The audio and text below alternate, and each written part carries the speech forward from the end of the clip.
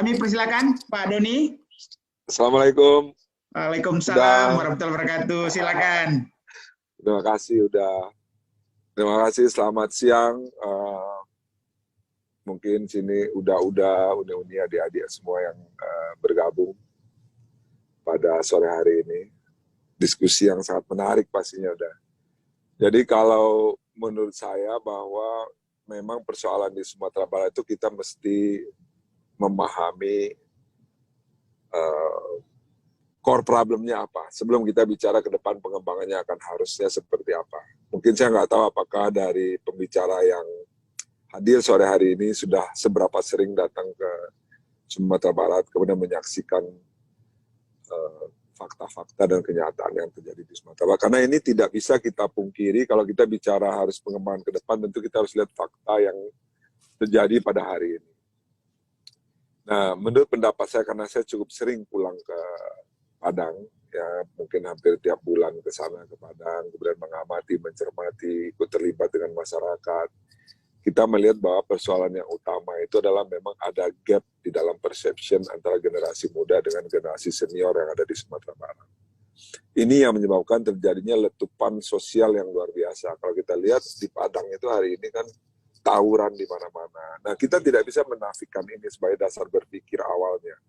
Jadi tawuran di mana-mana. Kemudian juga kita lihat di Facebook anak-anak muda Minang itu bahasanya sangat kasar dan lain-lain. Nah, ini fakta yang terjadi yang tidak bisa kita pungkiri. Sebelum nanti kita bicara apa yang harus kita lakukan ke depan. Nah, apa yang menyebabkan ini terjadi? Karena ada ruang yang seolah-olah tertutup buat generasi muda Minang yang ada di Sumatera Barat. Yang disebabkan oleh paradigma kita yang lama yang mengunci kreativitas mereka. Ini juga kita lihat bahwa tidak tersedianya ruang publik yang cukup untuk beraktivitas positif di Sumatera Barat. Ini yang menyebabkan mereka mencari penyaluran emosi ke hal-hal yang lebih tidak produktif. Ini satu persoalan sendiri yang kita dorong. Saya sering berdiskusi dengan beberapa kepala daerah, tentunya kita akan menyiapkan lapangan futsal, kemudian menyiapkan tempat co-working space, kita akan buat taman digital, sehingga mereka lebih punya tempat untuk mengaktualisasikan diri dan menuangkan emosinya ke hal yang lebih positif. Ini satu hal yang saat ini problem yang kita hadapi dan harus kita dorong bersama.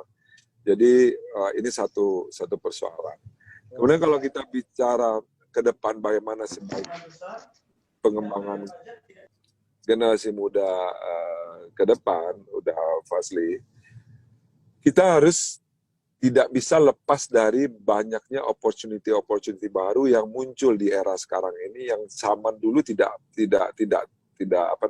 ada. Nah, kita melihat salah satu opportunity yang paling besar itu adalah menjadi di bidang IT development. Saat ini saya sendiri sedang mengembangkan di Padang itu sebuah tempat development house untuk IT. Jadi kenapa kita pilih di Sumatera Barat? Salah satu contoh aja nih, Kenapa kita pilih di sana? Karena memang harga kita atau cost untuk pengembangan kita jauh lebih murah dibandingkan dengan wilayah daerah lain. Di mana saat ini seluruh startup itu sudah melakukan pengembangan IT development-nya itu di Yogyakarta karena cost-nya lebih murah. Bukan lagi di Jakarta, bukan lagi di Bandung. Nah, Sumatera Barat ini punya potensi yang luar biasa untuk besar di bidang IT development ini. Karena apa? Karena memang sekolah kita juga banyak, tenaga kerja kita banyak yang bergerak di bidang memiliki kemampuan di bidang IT development ini. Ini salah satu peluang yang menurut saya bisa dikembangkan oleh pemerintah di Sumatera Barat. Yang kedua adalah tentu saja di bidang tourism, pariwisata. Pariwisata juga sebetulnya Sumatera Barat ini memiliki potensi yang luar biasa di bidang pariwisata dan semua kita tahu. Baik itu secara lokasi, secara alam, secara akses, dan lain-lainnya. Nah, tinggal bagaimana kemudian yang memang terjadi gap yang luar biasa itu adalah antara university dan atau tempat pendidikan dengan penerima lapangan pekerjaan. Ini harus ada komunikasi yang intens menurut saya. Karena jangan sampai yang terjadi hari ini adalah universitas berjalan dengan programnya sendiri, kemudian tetapi tanpa melibatkan apa yang diharapkan oleh dunia usaha. Nah, gap ini yang menyebabkan tingginya jurang perbedaan antara hasil produksi daripada university dengan apa yang diekspek oleh dunia usaha. Jadi menurut saya, ke depan memang harus lebih intens komunikasi antara universitas, mungkin bisa dimulai dari Sumatera Barat. Universitas-universitas di Sumatera Barat kita harus dorong untuk mampu berkomunikasi dengan dunia usaha, mengembangkan satu program sendiri yang memang lulusannya bisa langsung diterima oleh dunia usaha. Ini sebagai pembuka kurang lebih seperti itu udah. Baik, terima kasih banyak.